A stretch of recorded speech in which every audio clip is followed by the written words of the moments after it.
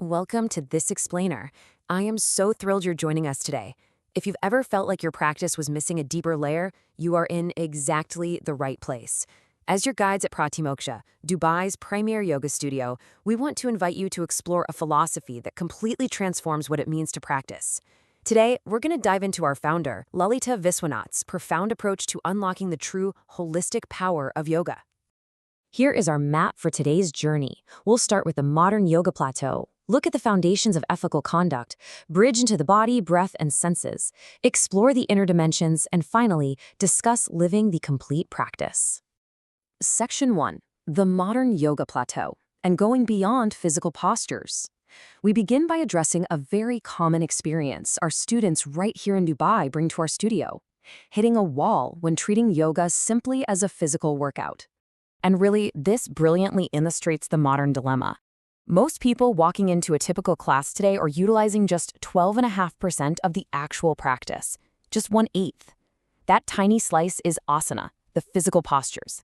At Pratimoksha, we often remind our practitioners that treating the physical practice as the entirety of yoga is kind of like walking into a massive, beautiful library and only using it for its chairs. You're completely missing the wealth of knowledge waiting on the shelves all around you. If we look back to Patanjali's framework from around 200 BCE, we find the term Ashtanga. This comes from the Sanskrit ashta, meaning 8, and anga, meaning limb. But here is the thing we constantly emphasize. These 8 limbs aren't separate rungs on a ladder that you climb and then leave behind. Instead, they are simultaneous dimensions. They constantly inform and support one another to create a complete, living path. Now, if you're wondering if there is empirical validation for this ancient system, there absolutely is. Take a look at this 2022 study from Charité, Berlin.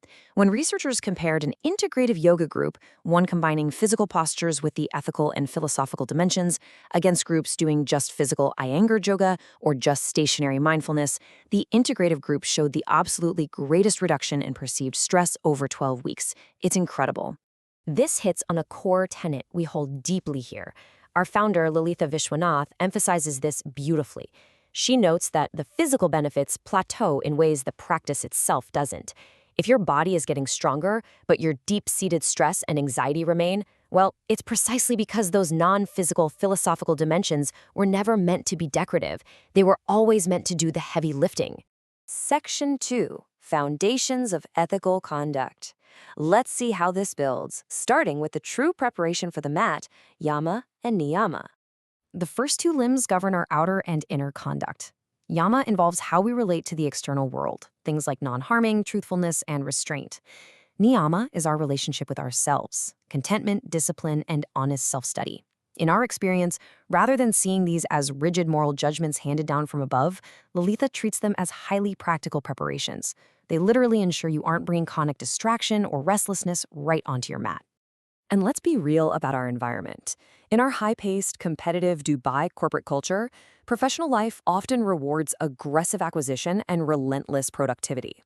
Because of this, consciously embracing ethical foundations like sustainable restraint and profound contentment, that can actually feel far more countercultural and revolutionary than executing a perfect headstand. Section 3. Body, breath, and senses. The middle limbs. This is exactly where we bridge our external behaviors with our internal biological rhythms.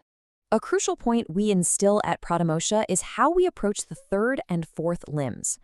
Asana, the physical postures, and pranayama, breath regulation, are never, ever treated as mere warm-ups or cool-downs for each other. They are rigorous, standalone disciplines requiring dedicated focus and immense respect. In fact, Lalitha is incredibly clear on this. Pranayama requires just as much attention and care as the physical postures. It's a delicate practice that has to be meticulously cultivated over time with appropriate guidance. It's certainly not something you just layer onto the last 5 minutes of a class as an afterthought. Proper breath regulation lays the precise biological groundwork required for much deeper mental focus. And that focus leads us directly into the 5th limb, pratyahara. This is the deliberate withdrawal of the senses, actively turning our attention away from external stimulation and toward our rich interior experience. We honestly believe pratyahara is arguably the most vital skill for modern life. Think about it. The ability to just sit with reduced sensory input without immediately reaching for a phone or a screen is incredibly rare today, but it is profoundly valuable. Section 4. The inner dimensions. These are the true destinations that all our physical and ethical practices have been carefully preparing us for. The final 3 limbs are dharana, pure concentration, dhyana, which is meditation, and ultimately samadhi, a profound state of absorbed awareness. At our studio, we deliberately treat these not as advanced electives reserved for a few elite yogis, but as a completely natural, step-by-step progression into the deepest layers of the human mind. In our signature dhyana workshops, we emphasize a critical difference. Meditation is demanding. It has its own specific demands, strict methods, and clear progression. Relaxation, on the other hand, well, that's merely a lovely byproduct of that good meditation. It's not the goal itself. It's the beautiful, restorative result of doing the deep inner work. Finally, Section 5, living the complete practice, beyond the mat. Let's explore what tangibly shifts in your everyday reality when you commit to practicing all 8 limbs holistically. This is where the magic truly happens. Our experienced students consistently report that the practice stops being just a 60-minute task they check off their to-do list. Instead, yoga transforms into a state they actually live inside. Daily decisions begin to feel fundamentally different. Emotional reactions gain this wonderful sense of spaciousness and calm. Those qualities of steadiness and restraint that you worked so hard on in the studio, they naturally begin to appear in boardroom meetings, in traffic, and in family life. We always remind our practitioners that this isn't magic and it isn't mysticism. It's simply the natural, inevitable result of dedicating yourself to a highly coherent system of self-development over time. The 8 limbs work together seamlessly because they were expertly designed to work together from the very beginning. Using one without the others isn't wrong, it's just incomplete. So I want to leave you with this final provocative thought today. Why continue to plateau? If you felt stuck in your wellness journey, why settle for a tiny fraction of the benefits when a rich, deeply transforming 8-dimensional journey is patiently waiting for you to begin? We warmly invite you to step into our calm, supportive studio environment right here in Dubai for a trial session. Come experience Lalitha Viswanath's holistic vision for yourself and discover what a practice grounded in the full scope of the tradition truly feels like.